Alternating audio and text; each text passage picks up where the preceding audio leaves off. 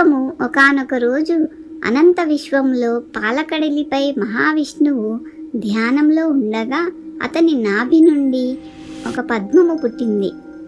అందులో నుండి పంచముఖములు కలిగిన బ్రహ్మ కళ్ళు తెరిచి చూడగా చుట్టూ సముద్రం కనిపించింది.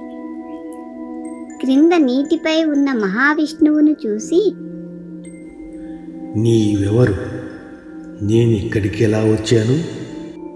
కుమారా, నేను నారం నుండి వచ్చాను కనుక నారాయణుడను. సృష్టి కార్యము చేయ సంకల్పించి నేను నిన్ను సృష్టించాను కనుక ఇది నా గొప్పతనము. దానికి బ్రహ్మ తిరస్కరించి, నేను స్వయంభూను. ఈ సృష్టికి ఆదిపురుషుడను నేనే. నన్ను సృష్టించే శక్తి ఎవ్వరికీ లేదు. నా అంతటి గొప్పవాడు ఈ విశ్వంలో ఎవ్వరూ లేరు అని వారిరువురికి వాదనపై వాదన పెరిగి యుద్ధానికి దారితీసింది. సుదర్శన చక్రము బ్రహ్మాస్త్రముతో ఆ యుద్ధమే జరిగితే అది కాస్త ప్రళయానికి దారితీస్తుందేమో అన్న పరిస్థితిలో ఒక దివ్య తేజోస్తంభము, ఆద్యంతాలు కనిపించని లింగ రూపంలో ఉన్న స్తంభము వారి ముందు ఉద్భవించింది. ఆ లింగంలో నుండి ఓ ధ్వని, మీ ఇరువురిలో ఎవరైతే ఈ స్తూపం యొక్క ఆది అంతములను ముందుగా కనుగొంటారో వారిని గొప్పవారిగా నేను పరిగణిస్తాను అని ధ్వని ఆగిపోయింది.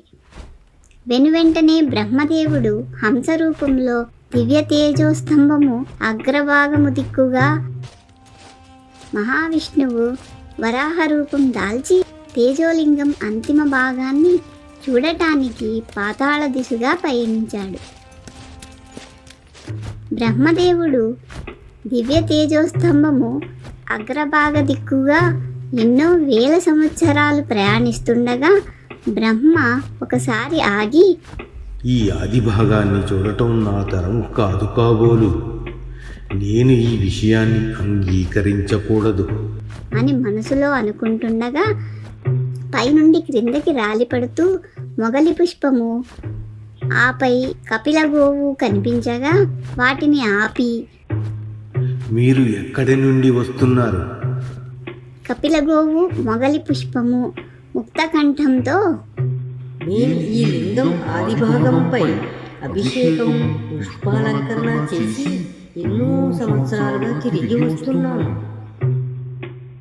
అనగా బ్రహ్మ వాటిని కఠినంగా చూసి, మీరిద్దరూ నేను పైభాగాన్ని చూసినట్టు విష్ణువుకి సాక్ష్యం చెప్పాలి, లేదంటే జాగ్రత్త. దానికి అవి రెండు బెదిరిపోయి అలాగే అన్నట్లుగా తల ఊపాయి. పాతాళం దిక్కుగా వెళ్తున్న విష్ణువుకు ఎంతకాలం ప్రయాణించినా తేజోరాశి పీఠభాగము కనిపించలేదు. ఇక ఏమీ చేసేది లేక బాధతో వెనుదిరిగాడు. వారిరువురు యథాస్థానానికి చేరుకుని మహావిష్ణువు వరాహ రూపం నుండి నిజస్వరూపానికి వచ్చి, ఓ బ్రహ్మదేవ, నేను ఎంతో కాలం ప్రయాణించి తేజోరాశి అంతిమ భాగాన్ని కనుగొనలేకపోయాను అని నిజాయితీగా ఒప్పుకున్నాడు. హంస రూపంలో ఉన్న బ్రహ్మ నిజరూపం దాల్చి బిగ్గరగా నవ్వి, నేను తేజోరాశి తుది భాగాన్ని స్వయంగా చూశాను. ఇదిగో దానికి సాక్ష్యం మీరే అని మొగలి పుష్పము కపిల గోవును చూపించాడు. అవును మహాశయ, నేను చూశాను అని మొగలి పుష్పము తల ఊపింది. కపిల గోవు మాత్రం తల అవునన్నట్లుగా, వెనుక భాగం తోకతో కాదన్నట్లుగా సైగ చేసింది.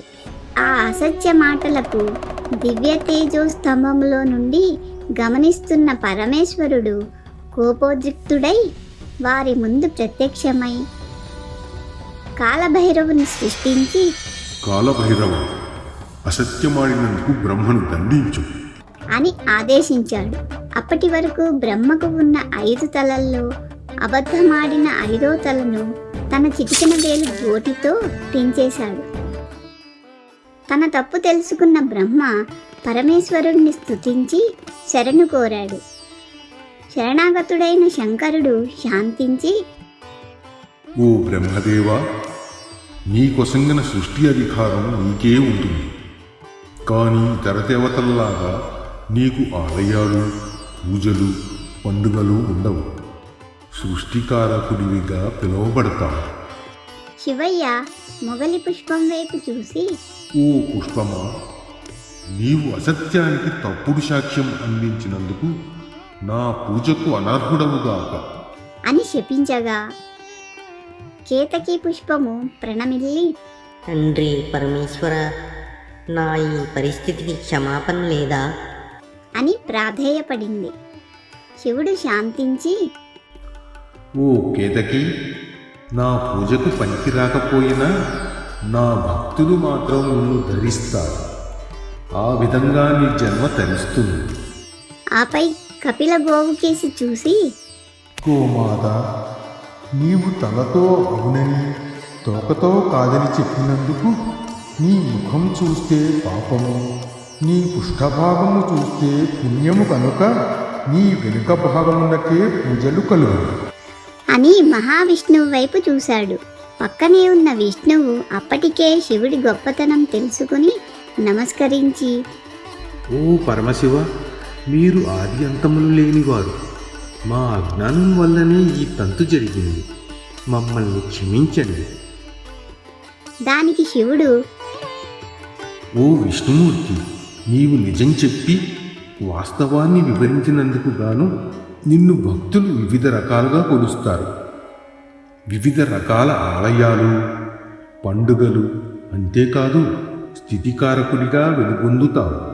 నీవు సత్యాన్ని, ధర్మాన్ని పాటిస్తావు కనుక భక్తులతో పాటు నా అభిమానం నీకు ఎప్పటికీ ఉంటుంది అని శివుడు అంతర్ధానమయ్యాడు. నీతి: ఎంతటి వారులైనా అసత్యము పలికితే పాప ఫలితాన్ని అనుభవించక తప్పదు. మానవులంతా సత్య మార్గాన్ని అనుసరించాలన్నదే శివేచ్ఛ.